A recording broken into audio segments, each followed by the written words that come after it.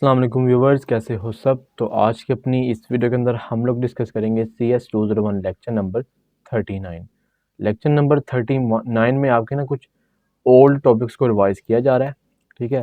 जो कि हम यहाँ पे कर तो नहीं रहे होंगे, लेकिन हम यहाँ पे सिर्फ एक ही काम करेंगे, वो होगा हमारा कॉपी कंस्ट्रक्टर और कुछ रूल्स होंगे डायनामिक मेमोरी एलोकेशन को करने के, और कुछ यूजेज होगी हम कॉपी कंस्ट्रक्टर को किस तरह यूज कर सकते हैं।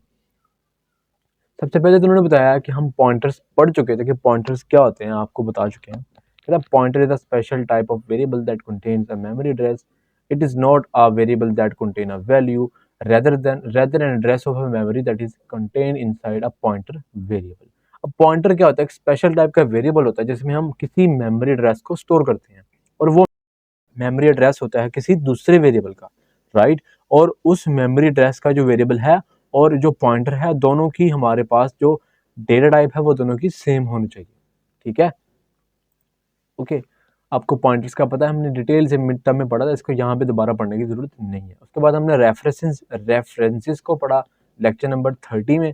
रेफरेंस क्या होता है? कहता है reference can be considered as a special type of pointer. हम इसको एक स्पेशल टाइप ऑफ पॉइंटर बोल सकते हैं, as it also contain memory address. इसके अंदर भी मेमोरी एड्रेस ही स्टोर होता है। There are some difference between pointers and references. इन दोनों के दरमियान कोई डिफरेंस होता है, वो क्या होता है? कहता है पॉइंटर्स में point two nothing while reference always have two point something. Pointer के अंदर हम उसको बगैर किसी वेरिएबल के बगैर उसको छोड़ सकते हैं, लेकिन रेफरेंस को हम बगैर किसी वेरिएबल को उसको असाइन किए बगैर, इनिशियलाइज किए बगैर नहीं छोड़ सकते। ओके, यहाँ पे आपको करके दिखाता हूँ। मेरे पास एक इंट एक्स है, इसमें पड़ा हुआ है 10, ठीक है, और एक पॉइंटर है int statics ptr।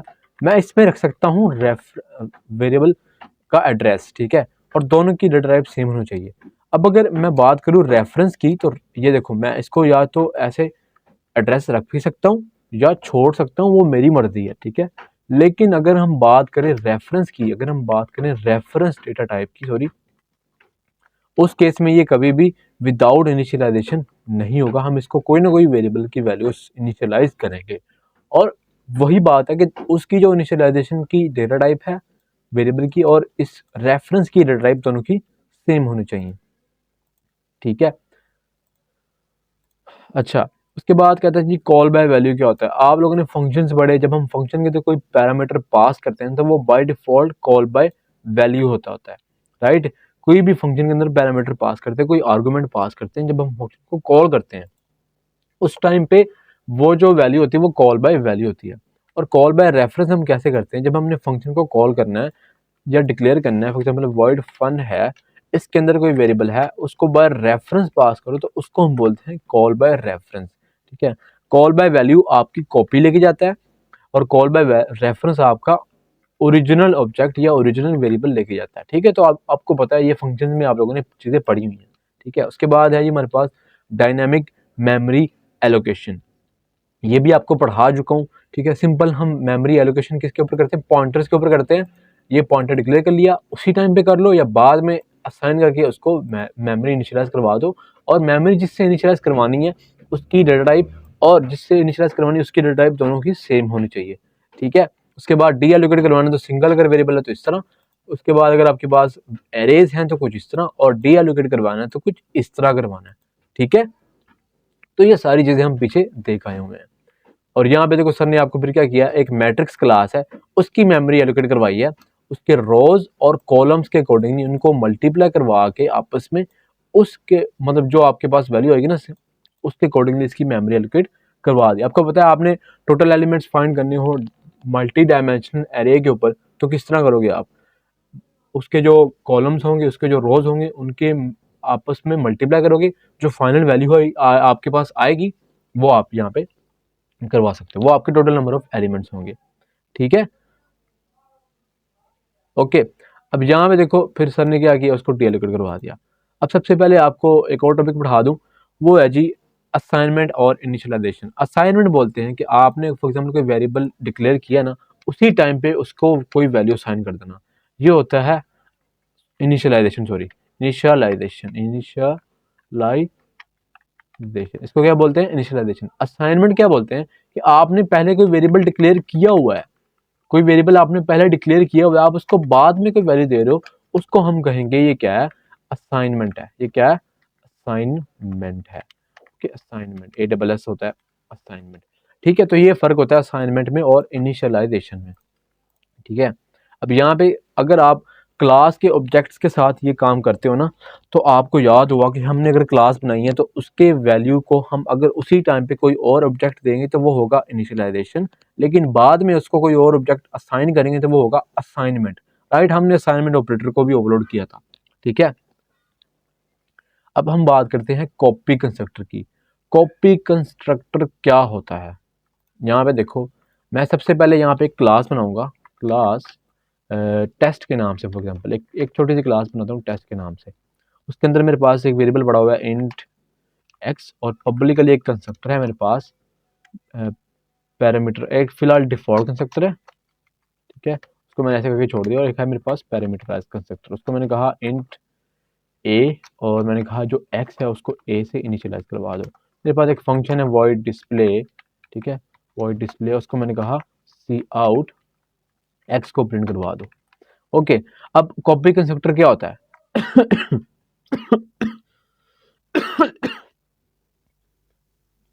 Copy constructor होता है कि आपने क्या करना है, ऑब्जेक्ट क्रिएट करना है। ठीक है, पहले एक ऑब्जेक्ट क्रिएट किया t1 के नाम से, और उसमें फॉर एग्जांपल कोई वैल्यू रख ली, आपने पैरामीटराइज कंस्ट्रक्टर कॉल कर लिया, उसको कह दीजिए इसकी वैल्यू जो है वो इसकी फॉर एग्जांपल है जी 10 है। ठीक है, उसके बाद आप लोगों ने एक और ऑब्जेक्ट बनाया, और ऑब्जेक्ट बनाने के बाद आपने क्या किया, test2, और उसी टाइम पे आपने उसको पिछला ऑब्जेक्ट जो आपने बनाया हुआ था उसको इनिशियलाइज कर दिया। ठीक है, इसको बोलते हैं copy constructor. Copy constructor, copy constructor initialization के टाइम के ऊपर कॉपी कंस्ट्रक्टर कॉल होता है। इनिशियलाइजेशन के टाइम के ऊपर इसको बोलते हैं कॉपी कंस्ट्रक्टर।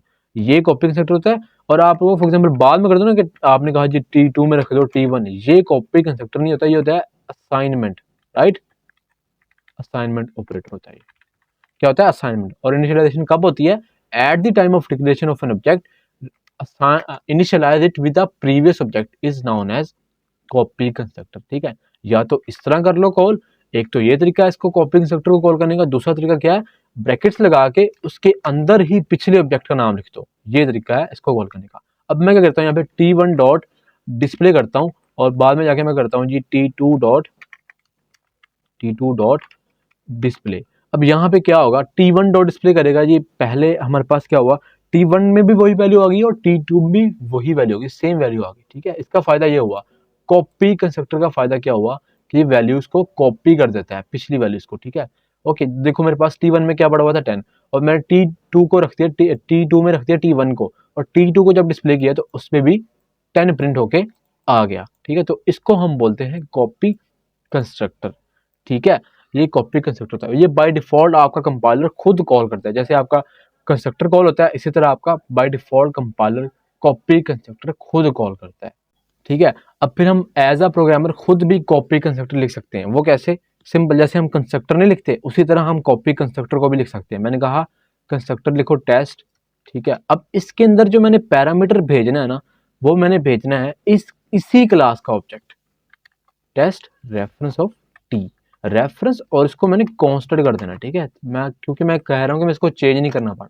अब रेफरेंस क्यों भेजा, हमेशा बात याद रखना, copy constructor call by reference ही होता है। ठीक है, कॉल बाय रेफरेंस ही होता है। अब मैंने क्या करना है, यहाँ पे मैं इसको सिंपल करके लिखता हूँ, यहाँ पे सी out copy constructor called.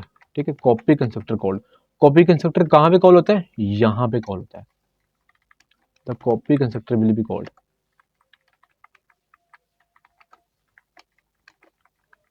Copy constructor यहाँ पे कॉल होगा। अगर मैं इसको रन करता हूँ तो इसने सबसे पहले 10 प्रिंट करना है, फिर दरमियान में आके इसने कहना है कि कॉपी कंस्ट्रक्टर कॉल, ये देखो बाद में इसने वही मतलब इसकी वैल्यू को यहाँ पे, अब देखो ये अब क्या हुआ है, अब आप लोगों ने कॉपी कंस्ट्रक्टर अपना लिख लिया है, अब इसमें गार्बेज वैल्यू आ रही है।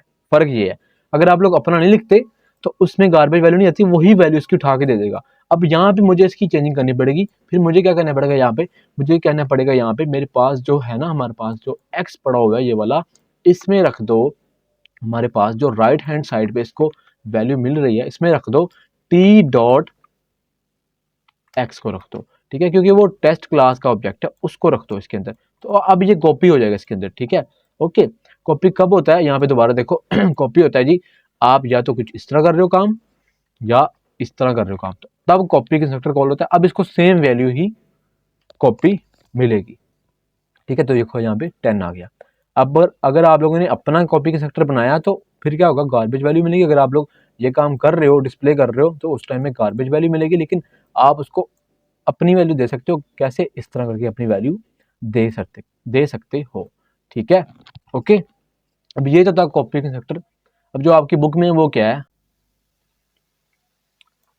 ठीक है। अगर आप लोग अपना कॉपी कंस्ट्रक्टर क्रिएट करते हो तो उस केस में क्या होगा, फिर आपको इस तरह के ये काम करने पड़ेंगे, ठीक है। ओके, अब हम आते हैं जो हमारा कॉन्सेप्ट है मेन उसकी तरफ, ठीक है। अब हमारे पास जो हैंडआउट्स के ऊपर है ना, एक स्ट्रिंग की क्लास बनाई है, जो हमने पिछले लेक्चर्स में बनाई थी जब हमने असाइनमेंट ऑपरेटर ओवरलोड किया था, अगर आपको याद हो। तो मैं यहाँ पे ना hash include string dot H को भी ले लेता हूँ, आपको जो मेन चीज़ें बढ़ाने लगा हूँ वो आपको समझ आए। ताकि यहाँ पे मेरे पास एक क्लास है स्ट्रिंग के नाम से, ठीक है। उसके अंदर मैंने कहा कैरेक्टर स्टैटिक्स, इसको मैंने कहा str के नाम से इसको ले लो, ठीक है। पब्लिकली मैंने कहा मेरे पास एक कंस्ट्रक्टर बनाओ डिफॉल्ट, उसमें रख दो जी सिंपल, इसको ऐसे ही रहने दो या फिर उसमें नल कर दो, या आपकी मर्जी है, ठीक है। मैंने कहा एक कंस्ट्रक्टर बनाओ मेरे पास पैरामीटराइज्ड, मैंने कहा constant character statics, right, character statics, मैंने कहा इसमें रख दो जी एस को, ठीक है। और मैंने कहा आप लोगों ने इसकी मेमोरी डायनेमिकली एलोकेट करवानी है, ठीक है। वो था सिंपल नॉर्मल केस में। अब अगर हम बात करें डिफॉल्ट कंस्ट्रक्टर या हम बात करें डायनेमिक मेमोरी एलोकेशन के केस में, उस केस में अगर आप लोग कॉपी कंस्ट्रक्टर कॉल करते हो तो तब क्या होता है, यहाँ पे अभी बताने वाला हूँ आपको। फॉर एग्जांपल मेरे पास एक क्लास है स्ट्रिंग, और मैंने ऊपर ये सारा कुछ किया और इसके अंदर मैंने पैरामीटराइज कंस्ट्रक्टर लिया, इसकी मैंने मेमोरी एलोकेशन करवा दी कंस्ट्रक्टर के अंदर। मैंने कहा str equal to new character, और मैंने कहा इसके लेंथ के अकॉर्डिंगली कर लो। मैंने कहा strlen ऑफ, नीचे से जो यूजर इसको आर्गुमेंट भेजेगा उसके लेंथ के अकॉर्डिंगली, और +1 किस लिए, लास्ट पे नल कैरेक्टर होता है, राइट। और इसको कॉपी करवा दो strcpy, क्योंकि कंस्ट्रक्टर है कॉपी करवाना है, किस में कॉपी करवा दो, str में रख दो, जो अब मैंने इसको लिया है इसमें रख दो ये s, ठीक है, जो उसकी डायनेमिकली मेमोरी कोडिंग उसको वहां पे रख दो। ओके, उसके बाद मैंने एक यहाँ पे फंक्शन लेना है वॉइड सेट स्ट्रिंग के नाम से, सेट स्ट्रिंग, जो क्या करेगा, स्ट्रिंग को सेट करेगा, कैरेक्टर स्टैटिक्स एस। इसमें हम सिंपल कर रहे होंगे str is equal to S, मतलब नीचे से स्ट्रिंग को सेट कर रहे होंगे, इसकी वैल्यू को चेंज कर रहे होंगे, ठीक है।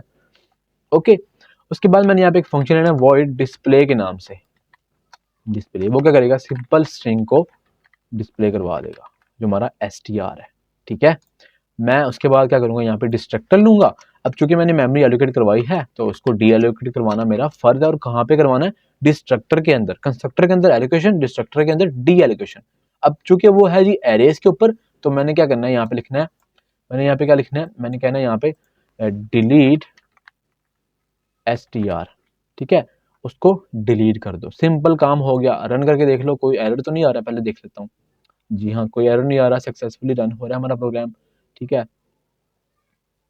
अब यहाँ पे थोड़े से इशू आते हैं यार, पता नहीं कंपाइलर मेरा क्या करता है कभी कभी। मैंने मेन फंक्शन में गया, मैंने कहा सबसे पहले आपको हो जी स्ट्रिंग s1, ऐसे कर लो, आपको पता है हमने किया है, लेकिन मैं ऐसे करता हूँ। मैंने कहा तैमूर, ठीक है, तैमूर, और मैंने कहा स्ट्रिंग s2 में रखा s1 को, कॉपी कंस्ट्रक्टर, ठीक है, कॉपी कंस्ट्रक्टर। फिर मैंने कहा आप क्या करो, s1 को डिस्प्ले करो, फिर s2 को भी डिस्प्ले करो, ठीक है। s1 को डिस्प्ले करो और s2 को डिस्प्ले, मैं इसको अलग अलग ही डिस्प्ले करता हूँ नीचे ही। मैं यहाँ क्या करता हूँ, मैं कहता हूँ सी आउट s1, ठीक है, s1 डॉट डिस्प्ले। और इसी तरह मैंने कहा सी आउट, मैंने कहा s2, ठीक है, s2 डॉट डिस्प्ले। अब यहाँ पे गौर से देखना, कॉपी कंस्ट्रक्टर कॉल हुआ है तो s1 में भी डिस्प्ले आ गया, s2 में भी डिस्प्ले आ गया। अब यहाँ पे एक मेमोरी लीकेज का इशू आता है, ये देखो, ये अजीब सी वैल्यू होगी, लेकिन कॉपी कंस्ट्रक्टर तो कॉल हो गया ना, मेमोरी एक तो फर्स्ट, तो हमारे पास जो इशू होता है ना, पहला इशू वो होता है मेमोरी लीकेज का। अगर आप लोग मेमोरी एलोकेशन करते हो आपकी क्लास के अंदर, कंस्ट्रक्टर के अंदर, और डी एलोकेशन करते हो, उस केस में अगर आप लोग कॉपी कंस्ट्रक्टर कॉल करते हो तो दो इशू आते हैं। सबसे पहले आपके पास जो इशू आता है वो होता है मेमोरी लीकेज का।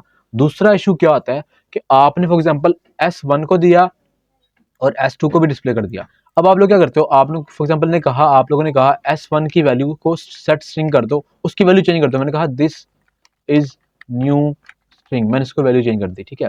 और फिर मैंने इसकी वैल्यू चेंज की, S1 की है। किसकी की है? S1 की है। S1 की वैल्यू चेंज करने के बाद मैं यहाँ से इसको कॉपी करता हूँ और यहाँ पे इसको पेस्ट कर देता हूँ। मैंने वैल्यू चेंज की है किसकी? S1 की। S1 की वैल्यू चेंज की, गौर से देखना, यहाँ पे गौर से देखना, मैंने चेंजिंग कहाँ की? S1 में। S1 को डिस्प्ले किया और S2 को भी डिस्प्ले किया। अब यहाँ पे पहले क्या हो रहा है, यहाँ पे देखो, मैंने यहाँ पे सेट स्ट्रिंग में यूज किया हुआ है सिंपल असाइनमेंट के थ्रू, ठीक है।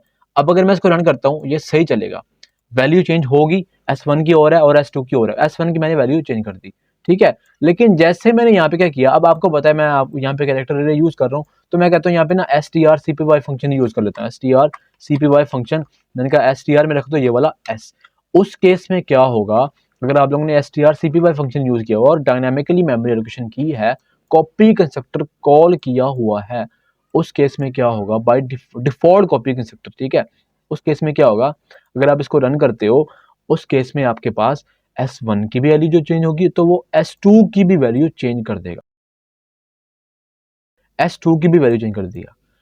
बात को और से सुनो, मैंने चेंजिंग की S1 में, किसमें? S1 में। S1 dot set string, S1 को डिस्प्ले किया तो उसमें आ गया दिस इज न्यू स्ट्रिंग, और जिस तरह मैंने डिस्प्ले किया S2 को तो उसमें भी आ गया दिस इज न्यू स्ट्रिंग। किस केस में आया? जब आप लोगों ने strcpy फंक्शन यूज किया सेट स्ट्रिंग के अंदर, और उस केस में आप लोगों ने क्या किया हुआ है, डायनामिकली मेमोरी एलोकेशन करवाया हुआ है कंस्ट्रक्टर के अंदर, स्ट्रिंग के पैरामीटराइज्ड कंस्ट्रक्टर के अंदर आप लोगों ने डायनामिकली मेमोरी एलोकेशन करवाया हुआ है। उस केस में आपने क्या किया हुआ है, वहां पे आप लोगों ने कॉपी कंस्ट्रक्टर कॉल किया हुआ है। डिफॉल्ट कॉपी कंस्ट्रक्टर जो कंपाइलर का होता है, उसने क्या किया कि आपने वैल्यू चेंज की S1 में, उसने चेंज कर दी भाई जनाब S2 में भी, ठीक है। हुआ क्या इंटरनली, आपका फॉर एग्जांपल ये पड़ा हुआ है ना, ये देखो आपका पड़ा हुआ है, ये S1 पड़ा हुआ है, S1 पड़ा हुआ है, ये पड़ा हुआ है जी S2 पड़ा हुआ है। आप लोगों ने कहा जी स्ट्रिंग, आप लोगों ने कहा स्ट्रिंग सॉरी S2, उसमें रख दो S1 को। अब हुआ क्या, अब जब आप लोगों ने मेमोरी एलोकेशन करवाई हुई है तो S1 ने पॉइंट आउट करना शुरू कर दिया S2 को, ठीक है। S1 ने पॉइंट आउट करना शुरू कर दिया S2 को। तो उस केस में अगर आप S1 की वैल्यू चेंज करते हो तो S2 की भी वैल्यू चेंज होती है, ठीक है। उसकी मेमोरी इसी मेमोरी को पॉइंट आउट कर रही है। दूसरा इशू जो है, पहला इशू क्या हुआ, पहला इशू यहाँ पे देखो आपको नजर आ रहा है, यहाँ पे कंसोल के ऊपर ही, वो क्या है कि आपकी मेमोरी लीकेज का इशू आ गया। यहाँ पे देखो अजीब सा ही बिहेवियर कर रहा है हमारा कंसोल, ठीक है। उसके बाद मैं आपको ये पढ़ा चुका हूँ, वो हम क्या करते हैं, इसको इग्नोर करने के लिए इस वार्निंग को hashtag pragma right gcc diagnostic ignored double quotes के अंदर -w right minus strings string लिख दो या स्ट्रिंग में कैसे स्ट्रिंग्स आना, वो देखो स्ट्रिंग्स आना है, वार्निंग को इग्नोर करना, स्ट्रिंग्स आना है, ठीक है। तो वार्निंग इग्नोर कर देगा मेरे ख्याल से, मैंने कोई, ठीक है। यहाँ पे मैंने ये आई लिखना था ऐसे, ठीक है, w राइट स्ट्रिंग, तो हमारे पास ये वार्निंग तो इग्नोर हो जाएगी, ठीक है। लेकिन हमारे पास ये मेमोरी लीकेज का इशू आ रहा है, तो हमें क्या करना पड़ेगा, अब हमें करना पड़ेगा अपना कॉपी कंस्ट्रक्टर क्रिएट करना पड़ेगा, ठीक है। अपना कॉपी कंस्ट्रक्टर कैसे क्रिएट करना है, सिंपल, आप लोगों ने करना है स्ट्रिंग, ठीक है। उसके अंदर आप लोगों ने कहा कांस्टेंट और स्ट्रिंग रेफरेंस ऑफ, उसको मैंने कह दिया ये अदर है, ये दूसरा कंसेप्ट है, ठीक है। मैंने इसके अंदर इसके लिए अलग से मेमोरी एलोकेट करवानी है, इसके लिए, किसके लिए, इसके लिए जो यहाँ पे हमारे पास as a right hand side यहाँ पे इसको पास हो रहा है ना, उसके लिए मैंने अलग से मेमोरी एलोकेट करवानी। मैंने कहा ना उसके अंदर जाओ, आप क्या करो, उसके अंदर जाओ strlen, उसके अंदर जाओ, उसके अंदर आ जाओ आप अदर डॉट str और +1, उसकी अलग से मेमोरी एलोकेट करवाओ और उसको आप कॉपी कर दो किसके अंदर, इसके अंदर str में रखो, उस वाले फंक्शन, उस वाले मतलब str को, ठीक है। तो ये कुछ इस तरह करके काम होगा। अब अगर आप करते हो, आप इस केस में देखना S1 की वैल्यू जो होगी वो तो होगी दिस इज न्यू स्ट्रिंग, लेकिन S2 की वैल्यू अब चेंज नहीं होगी। S2 में अब तैमूर ही प्रिंट हुआ आएगा, और उस केस में आपके पास यहाँ पे क्या हो जाएगा, मेमोरी लीकेज का इशू भी यहाँ पे खत्म हो जाएगा, ठीक है। तो इसको बोलते हैं कॉपी कंस्ट्रक्टर, जो आपको आपके हैंडआउट्स के ऊपर पढ़ाया गया है, ठीक है। ओके, तो क्या हुआ, मैंने यहाँ पे कॉपी कंस्ट्रक्टर बनाया, मैंने कहा इसकी जो है ना, ये जो हमारा ऑब्जेक्ट यहाँ से नीचे से पास हो रहा है, या तो इस तरह पास हो रहा है या फिर इस तरह पास हो रहा है। उस केस में क्या करो, इस ऑब्जेक्ट में जाओ, इस ऑब्जेक्ट में जाने के बाद यहाँ पे क्या करो, str+1 कर दो, मतलब उसके लिए अलग से उसके लेंथ के अकॉर्डिंगली, और नल कैरेक्टर को इग्नोर करते हुए इसके लेंथ के अकॉर्डिंगली मेमोरी एलोकेट करवाओ और इसमें कॉपी कर दो, ठीक है। ओके, इसमें ये वाला रख दो, ठीक है। तो उस केस में इसने क्या किया, फिर इसने कहा भाई हाँ, अब यहाँ पे क्या हुआ, अब इसके लिए क्या हुआ, यहाँ पे गौर से देखना, अब ये इसको पॉइंट आउट नहीं कर रहा S1, अब इसकी अपनी डायनामिकली मेमोरी एलोकेट हो चुकी है और इसकी अपनी मेमोरी एलोकेट हो चुकी है, ठीक है। तो अब ये एक दूसरे को पॉइंट आउट नहीं करे, लेकिन कॉपी कंस्ट्रक्टर के केस में ये अब अपनी अपनी मेमोरी को ही एलोकेट कर रहे हैं, ठीक है। ओके, उसके अलावा हमारे पास जो टॉपिक है वो ये है कि आपसे पूछ सकता है what is shallow copy, what is deep copy, जो बहुत ज्यादा इंपॉर्टेंट है। सबसे पहले कहता है इन C++ object oriented programming a shallow copy copies only the values of an object's member variables including pointers without creating a memory of dynamically allocated data. Both the original and copied objects share the same memory address for the pointers, ठीक है। अब यहाँ पे क्या होगा, shallow copy क्या करती है, आपकी ओरिजिनल कॉपीज करती, सॉरी, आपकी जो कॉपीज होती है उसको कॉपी करती है। शैलो कॉपी क्या करती है, आपके ऑब्जेक्ट्स के मेंबर्स की वेरिएबल्स को कॉपी करती है, उसमें पॉइंटर्स भी इंक्लूड होते हैं और न्यू मेमोरी एलोकेट के बगैर उसको कॉपी करती है। लेकिन ओरिजिनल और कॉपीड ऑब्जेक्ट्स के केस में सेम मेमोरी आपका एड्रेस, पॉइंटर्स के केस में, और पोटेंशियल इश्यूज लाइक डबल, इसको छोड़ो, ये एम फजूल लिखा हुआ है, यहाँ पे देखो पॉइंटर्स के केस में क्या करती है, फिर शैलो कॉपी उसके ओरिजिनल मेमोरी एड्रेस को भी पॉइंट आउट कर रही थी, जो आप यहाँ पे देख चुके हो। अगर हमारे पास कॉपी कंस्ट्रक्टर नहीं लिखा हुआ, हम उस केस में डायनेमिकली मेमोरी एलोकेट करवा रहे हैं, तो उसकी कॉपीज को यहाँ पे कॉपी करेगी। और अगर आप करते हो कि S1 में चेंज करते हो तो S2 में भी चेंज हो जाएगी, ठीक है। ओके, S2 में भी चेंज हो जाएगी, तो उसको बोलते हैं शैलो कॉपी। और डीप कॉपी में क्या होता है, डीप कॉपी बोलते हैं कि डुप्लीकेट्स, ना कि डुप्लीकेट्स कॉपी करती है, बल्कि आपके मेंबर्स के वेरिएबल्स को भी एक अलग से मेमोरी एलोकेट करवा के उसको वहां पे उसका डाटा एलोकेट करवा के उसको कॉपी करती है। This ensures that the original and copied objects maintain separate memory address for pointers. Shallow copy में क्या था, शैलो कॉपी में हमें, अगर आप मेमोरी एलोकेट करवा रहे हो कॉपी कंस्ट्रक्टर के अंदर, कॉपी कंस्ट्रक्टर कॉल कर रहे हो, तो वो जो कॉपी कंस्ट्रक्टर कॉल हो रहा था वो भी उसी मेमोरी को पॉइंट आउट कर रहा था, और जो आपका ओरिजिनल ऑब्जेक्ट था वो भी उसी को पॉइंट आउट कर रहा था। लेकिन डीप कॉपी में क्या हुआ, डीप कॉपी में आपने उसके लिए अलग से मेमोरी एलोकेट करवा दी, और आपका ओरिजिनल एड्रेस था, जो आपका ओरिजिनल ऑब्जेक्ट था, उसके लिए अलग से मेमोरी एलोकेट करवा दी। और एक चीज याद रखना, आपका जो डिफॉल्ट कॉपी कंस्ट्रक्टर होता है वो शैलो कॉपी परफॉर्म करता है। डिफॉल्ट कॉपी कंस्ट्रक्टर और डिफॉल्ट असाइनमेंट अब आपका शैलो कॉपी परफॉर्म करता है, और आपका आपका अपना असाइनमेंट ऑपरेटर जो आपने ओवरलोड किया और जो आपका अपना कॉपी कंस्ट्रक्टर लिखा है वो डीप कॉपी करता है, ठीक है। ये डिफरेंस है यहाँ पे। ओके, ठीक है, तो आई होप आपको ये सही से समझ लग गया होगा। उसके बाद हम यहाँ पे आते हैं हैंडआउट्स पे। हैंडआउट्स पे सर ने आपको ये देखो आपको करके दिखाया है मैट्रिक्स की क्लास की फॉर्म में। फिर सर ने other dot size, new dot size और सबको एलोकेट अलग अलग से किया, ठीक है, कॉपी वैल्यूज की। और यहाँ पे एग्जांपल दी आपको सर ने स्ट्रिंग क्लास की, ये देखो जो आपको मैं करके दिखा चुका हूँ, ठीक है, स्ट्रिंग क्लास की। यहाँ पे देखो सर ने फिर क्या किया, उसके लेंथ के अकॉर्डिंगली इसको अलग सा कॉपी कंस्ट्रक्टर बना के उसको एलोकेट करवा दिया, ठीक है। उसके बाद आपको सर ने बताया कि इसके कुछ रूल्स होते हैं डायनामिक मेमोरी लोकेशन के ऊपर। वो क्या होते हैं, कहते हैं first we must define a constructor for it. अगर हमने क्लासेस के फॉर्म में डायनामिक मेमोरी लोकेशन करनी है तो उसके लिए हमें इसको कंस्ट्रक्टर के अंदर करना पड़ेगा, otherwise we will not be able to carry out dynamic memory allocation. तो हमेशा कंस्ट्रक्टर के अंदर ही मेमोरी एलोकेशन करवाओ। This constructor should be such that it gets memory from free store, initialize the objects properly, ये चाहे heap से memory ले या उसको प्रॉपर इनिशियलाइज करवाए, sets the value of the pointer and returns fully constructed object, ठीक है। उसके बाद सेकेंडली क्या कहता है, we must write an assignment operator for the class. वो आपको पीछे हम पढ़ा चुके हैं, आई थिंक लेक्चर 33 में या लेक्चर 34 में हम अपना असाइनमेंट ऑपरेटर बनाते हैं। This assignment operator should first check this self assignment problem जो हम पढ़ चुके हैं, एंड देन डीप कॉपी। तो हमारे पास क्या होता है, ये डीप कॉपी होता है। बाय डिफॉल्ट आपका जो सेल्फ असाइनमेंट होता है वो शैलो कॉपी करता है, और हम अपना असाइनमेंट ऑपरेटर लिखते हैं तो डीप कॉपी करता है। So that a properly constructed object should be achieved. ठीक है, उसके बाद कहता है thirdly as we are doing dynamic memory allocation in the constructor it is necessary to provide a destructor. Destructor provide करो, this destructor should free the allocated memory, these three rules must follow. बहुत ज्यादा important है, आपसे paper में पूछ सकते हैं कि इसके रूल्स बताओ, तो आप ये लिख के आ सकते हो। ठीक है, और यहाँ पे देखो मैंने डिस्ट्रक्टर बनाया हुआ है, यहाँ पे देखो उसको मैंने डी एलोकेट करवाया। It is our duty to deallocate the memory if we allocate the memory in the constructor. ठीक है, उसके बाद आपने बताया, सर ने आपको बताया कि हम यूजेज किस तरह करते हैं कॉपी कंस्ट्रक्टर को, या तो आप इस तरह लिख लो या उसी टाइम पे इसको कर दो। ठीक है, ये है आपका कॉपी कंस्ट्रक्टर, उसी टाइम पे आपने इसको इनिशियलाइज करना है, ये है कॉपी कंस्ट्रक्टर। उसके बाद अगर आप इसको ऐसे लिखते हो ना S2 is equal to S1, ये आपका असाइनमेंट है, कॉपी नहीं है, असाइनमेंट। ठीक है, ये बात याद रखना। ओके ओके जी, ठीक है। उसके बाद सर ने आपको फिर समरी थोड़ी सी बता दी, वो आप खुद देख लेना। उसके बाद कुछ नहीं भाई, कहता है we must provide a copy constructor that is able to create fully formed copies of the objects. जहां पे हमें कॉपी कंस्ट्रक्टर की जरूरत है वहां पे इसको बनाओ, डीप कॉपी करो।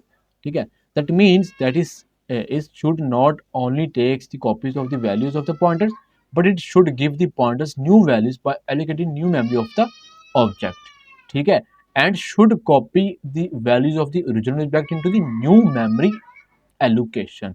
ठीक है, जहां पे हमें जरूरत पड़ती है कॉपी कंस्ट्रक्टर, वहां पे हमें ये बनाना पड़ेगा, जहां पे जरूरत नहीं है वहां पे ना भी बनाओ, आपकी मर्जी है। ठीक है, लेकिन जहां पे जरूरत पड़ेगी वहां पे आपको बनाना पड़ेगा। कहां पे जरूरत पड़ेगी, जहां पे आप लोग डायनामिकली मेमोरी एलोकेशन कर रहे हो, वहां पे आप कॉपी कंस्ट्रक्टर कॉल कर रहे हो, वहां पे आपको अपना कॉपी कंस्ट्रक्टर क्रिएट करना पड़ेगा।